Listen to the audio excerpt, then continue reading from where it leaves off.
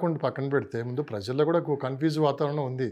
ఎవరిని నమ్మారనేది ఒక కన్‌ఫ్యూజ్ వాతావరణం అయితే ఇక్కడ ఉంది. ఓటర్ ఎవరు రూరల్ ఓటర్‌నే నమ్మారు కదా వీళ్ళు. రూరల్ ఓట్లు వైసీపీకి వెళ్ళిపోతాయని వీళ్ళే చెప్తున్నారు కదా. అర్బన్ ఓటు బ్యాంక్ మొత్తం మాతో ఉంది, ఎన్ఆర్ఐ ఓటు బ్యాంక్ మొత్తం మాతో ఉంది అని కదా వీళ్ళ ప్రచారం.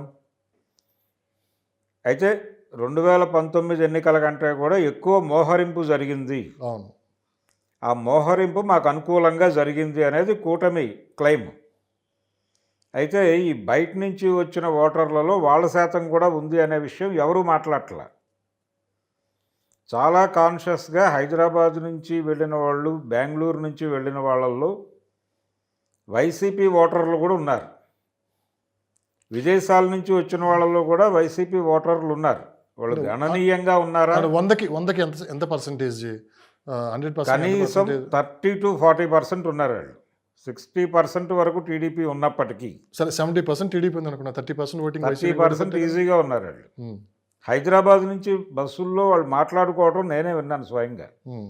నేను పోలింగ్కి ముందు రోజు కాక ముందు రోజు ఇక్కడ నుంచి మోహరించాయి బస్సులు కేపీహెచ్బి నుంచి. వాంటెడ్గా అక్కడికి వెళ్ళి నిలబడి వినగా నాకు అర్థమైంది ఏంటంటే వైసీపీ ఓటర్లు కూడా గణనీయంగానే వెళ్ళారు. అందులో ప్రధానంగా చాలామంది తమ తల్లిదండ్రులకు పింఛన్ల గొడవే.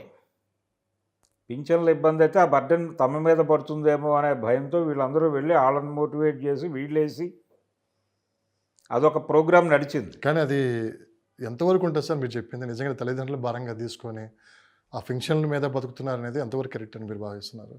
ఆ పింఛన్ల మీద బతుకుతున్నారని కాదు, దాన్ని భారంగా ఎందుకు అనుకోవాలి మీరు అంటున్నారు కదా.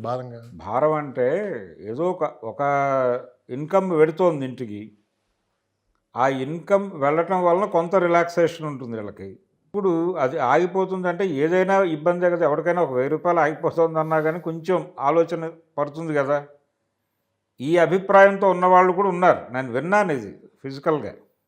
ఒక ఇద్దరు మాట్లాడుకుంటూ ఉండగా విన్నాను నేను. ఇది ఒక యాంగిల్ ఉంది దీనిలో అని. ఏది ఏవైనా 2 పార్టీలు సమానంగా కృషి చేసినాయి, దాన్ని కాదనకూడదు. అంటే ప్రభుత్వ వ్యతిరేక ఓటు వలన మాత్రమే పోలింగ్ పర్సంటేజ్ పెరిగింది అనేది మొన్న జరిగిన ఎన్నికల్లో వాస్తవం కాదు. మొన్న పోల్ పర్సంటేజ్ పెరగటానికి 2 పార్టీలు గెలుపుని కీలకంగా తీసుకోవటమే. నిజానికి వాస్తవానికి మాట్లాడుకుంటే తెలుగుదేశం పార్టీకే ఎక్కువ అవసరం గెలుపు,